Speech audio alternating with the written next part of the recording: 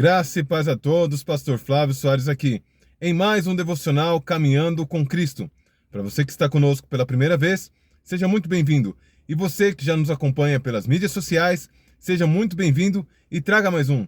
No vídeo de hoje nós vamos falar uma das características de um filho legítimo, a importância de um devocional. Estudos comprovam que o contato diário com a palavra de Deus faz com que você se torne uma pessoa mais calma. Sendo assim, você é capacitado em controlar os seus impulsos e as suas emoções, vencendo vícios e comportamentos inadequados. Existem relatos que o contato diário com a palavra de Deus pode até mesmo trazer cura para o seu corpo físico e para a sua mente. Para que nós possamos entender melhor o assunto de hoje, vamos de vídeo. Hebreus capítulo 12, versos 5 ao 8. Essa é a mensagem do Caminhando com Cristo para o dia de hoje. E já vos esqueceste da exortação que argumento como filhos? Filho meu, não despreze a correção do Senhor, e não desmaies quando por ele fores repreendido. Porque o Senhor corrige o que ama, e açoita a qualquer que recebe por filho. Se suportais a correção, Deus vos trata como filhos, porque que filho que há que o pai não corrija?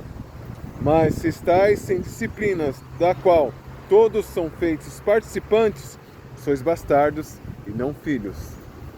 Vivemos em uma época que até mesmo os nossos filhos naturais, segundo a carne, não podemos repreender como outrora. Mas as Escrituras mesmo nos ensinam que a criança está à loucura e cabe discipliná-la na vara. No livro de Jó, por exemplo, em meio às suas aflições, ele declara que fiéis são as feridas daquele que ama. Ele mesmo faz a ferida e ele mesmo a cura. Porque a ferida, ela não é para nos matar. Ela é para que nós possamos nos tornar pessoas melhores. Que a disciplina, ela traz as suas marcas para lembrar-nos que nós erramos e nós termos uma decisão mais assertiva, mais sábia, mais madura. Quando passamos de filhos para bastardos ou filhos ilegítimos, o Senhor me deu uma ilustração de um médico, que ele sempre está chamando a atenção de um paciente. Cuidado, seu colesterol está alto, a sua glicemia subiu. E assim aquele médico insistentemente, enquanto há chances, ele está alertando aquele paciente, mas aquele paciente continua negligente, até um belo dia que aquele médico ele para de falar, porque o quadro daquele paciente se agravou tanto, porque ele não obedeceu às prescrições médicas, então não há mais nada o que fazer, somente esperar para o resultado final. Eu não gostaria de ver o meu filho sendo repreendido pelo vizinho, e da mesma forma o vizinho não ia gostar de eu disciplinando o filho dele. Assim, o Senhor ele nos tem como filho, e Ele quer nos disciplinar, e Ele não quer que a gente se perca, Ele quer que tudo seja proveitoso.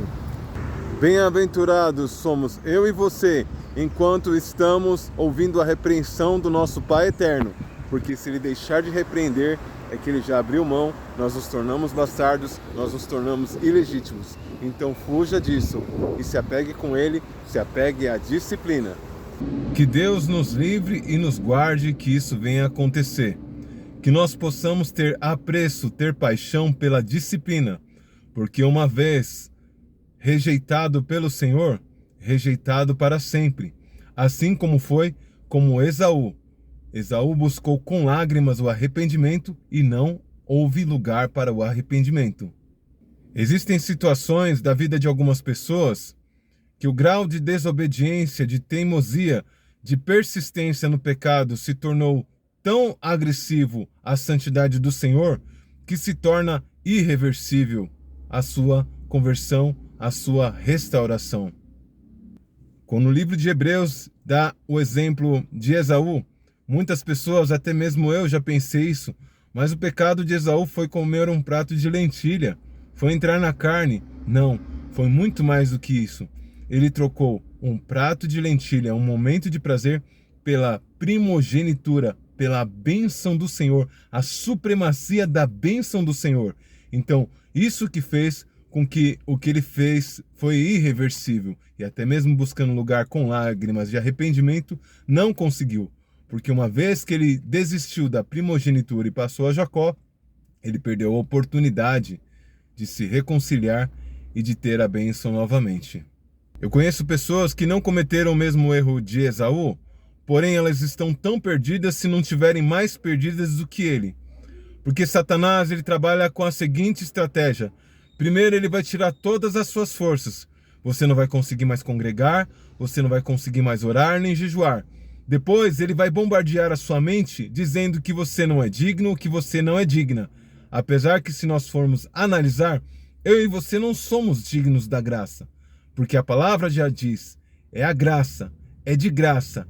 A graça nos alcançou. Não é os esforços que eu venha a fazer que farão com que o Senhor me ame mais ou me ame menos.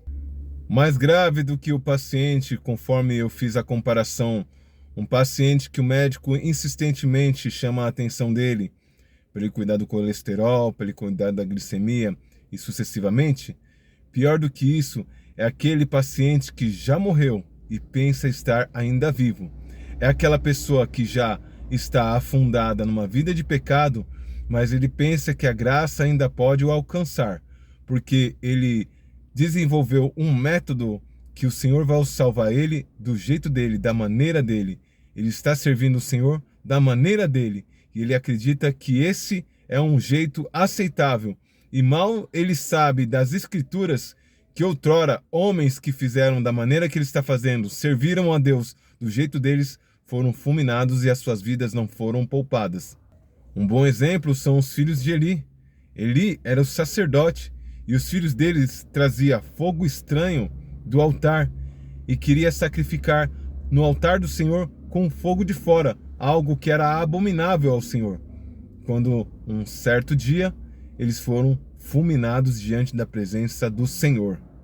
Se hoje você se encontra num quadro e você sabe que a sua vida espiritual não anda muito bem, se você anda num quadro balançando na corda bamba, mais para lá do que para cá, então um conselho muito prático que eu recebi de um pastor há um tempo atrás, quando a minha vida estava na corda bamba, ele falava assim: Flávio, procure na internet mensagens, não caixinha da promessa. Você é um vencedor, você vai conseguir, você vai conquistar, o Senhor providenciará. Não! Procure mensagens na internet ou até mesmo nas escrituras, nas chaves bíblicas, mensagens que confronte o seu pecado. Que enquanto você estiver sendo confrontado, há uma grande esperança de você se ajustar e se alinhar com a palavra de Deus e ter a sua alma salva. A partir do momento que você está com uma vida totalmente desregrada e se baseia na caixinha de promessa, eu nunca vi você abrir uma caixinha de promessa e tirar uma palavra de exortação. Nós temos que ser transparentes e sinceros diante do Senhor. Quando nós não estamos bem espiritualmente, não adianta a gente querer procurar palavra de bênção, procurar palavra de vitória. Nós temos que procurar um dedo na cara falando: se conserta, se posiciona, se apluma, varão e varoa. É isso que nós temos que procurar. Porque fiéis são as feridas daquele que ama. Ele mesmo faz a ferida e ele mesmo a cura. E a ferida que ele faz não é para nos matar. A ferida que ele faz é para nos marcar e fazer com que nós nos posicionemos e amadurecemos e venhamos desfrutar da plenitude do Senhor, das promessas dele, na quais listadas são mais de 50 mil promessas no livro sagrado, e o principal de todas as promessas, viver com ele na eternidade. Lembre-se sempre, ninguém vence sozinho. Compartilhe esse vídeo com o máximo de pessoas. Que Deus te abençoe. Até o próximo vídeo!